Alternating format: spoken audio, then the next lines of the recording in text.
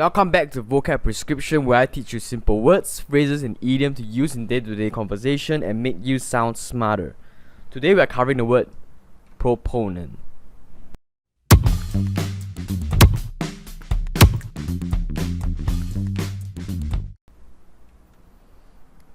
The definition of this word is one who argues in favor of something.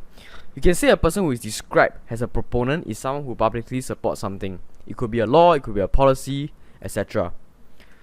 This word is a medium difficulty word. I'm awarding it a 7 out of 10 decimal points.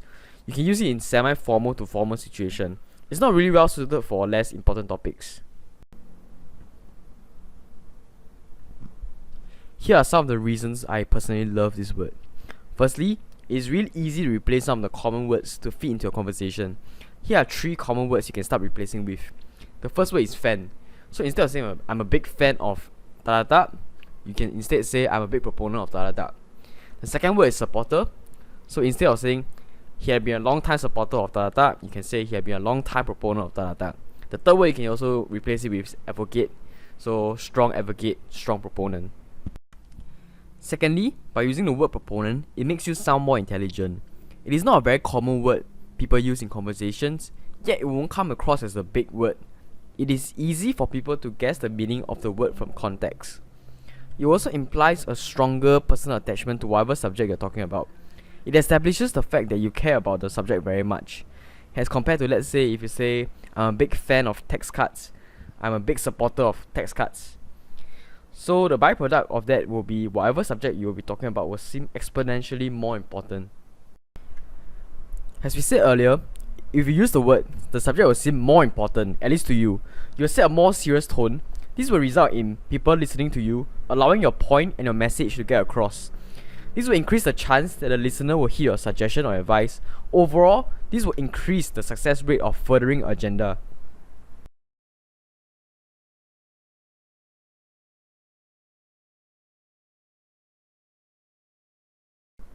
By identifying as a proponent of something that a listener is not very welcoming of is a surefire way to get multiple negative reactions. People may roll their eyes when they hear you say you're a proponent of something, as they are readying themselves to be lectured. Most people do not like to be preached at. So for example, you may be a big fan of saving the environment and you're constantly asking everyone to stop using straws. Or you are a vegan and you do not want to hurt animals and whatnot. This type of message may turn off your listener and they might actually tune out your message.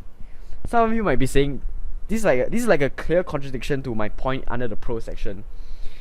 That's why I want to make it very clear here that you have to calibrate your audience first and then choose how you want to share your opinion carefully. This brings up the second con. If you say you're a proponent of X, you better be prepared to deliver some evidence to back up and support your position.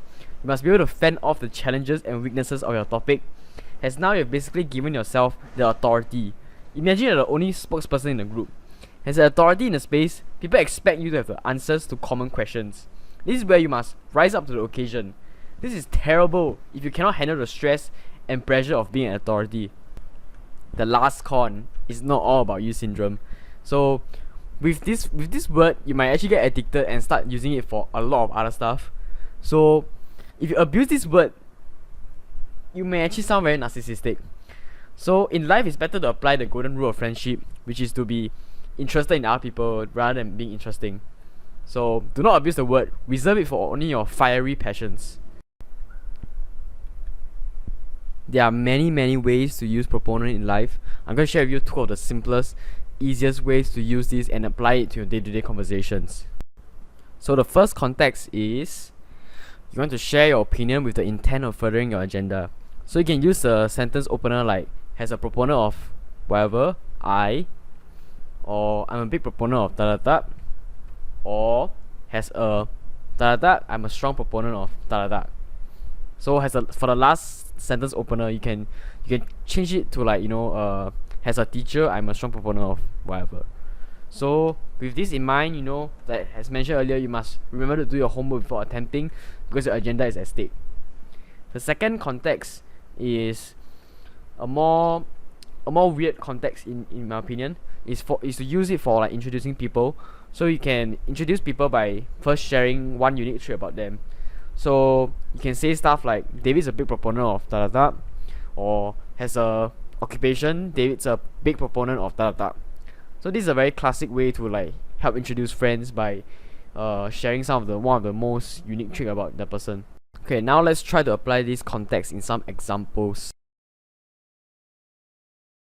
For example 1, the background is that you are a new hire in a startup.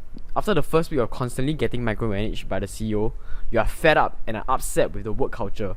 You are now in a meeting. Your mission is you want to speak up about the toxic work culture and rally up your colleagues to start a mini revolt against the alleged CEO's tendency to micromanage everyone. This is a really dicey situation that needs to be taken care of fast. I believe that most of us working adults have been through scenarios like this. While we would like to air our grievances to our superior, this obviously can have multiple repercussions.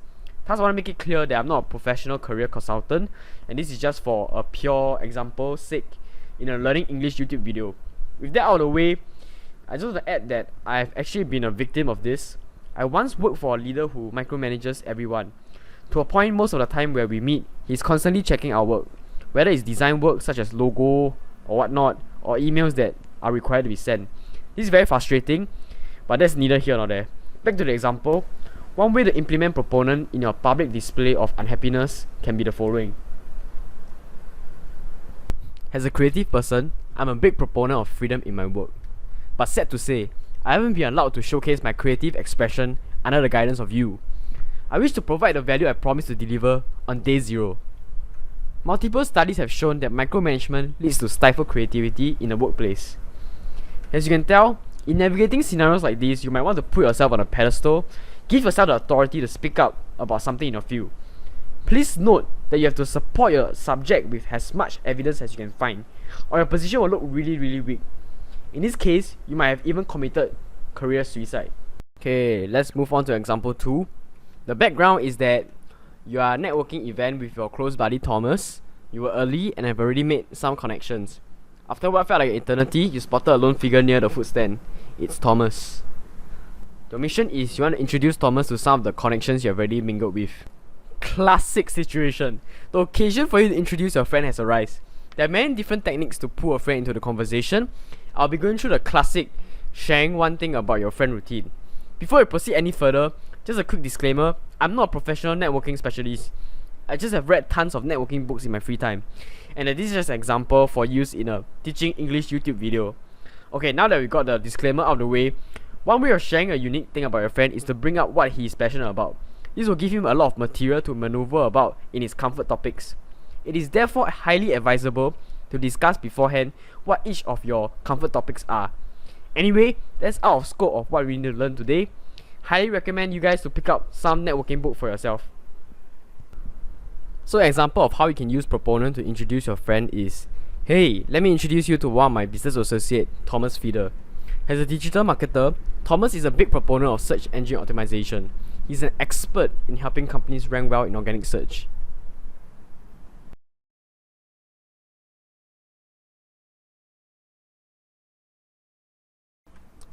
Proponent is a term that can give the status of authority to a person. One must be careful, as with such authority comes a responsibility to deliver. In this case, the difficulty doesn't arise in working the word into our day-to-day conversation. The difficulty lies in meeting the high expectation required of a person with authority. And with that, we have come to the end of this vocab prescription. Let me know in the comment section below whether you like this art style better than the previous style. Please share and subscribe if you find this video useful, and hit the notification bell to stay up to date with the newest vocab prescription. Goodbye!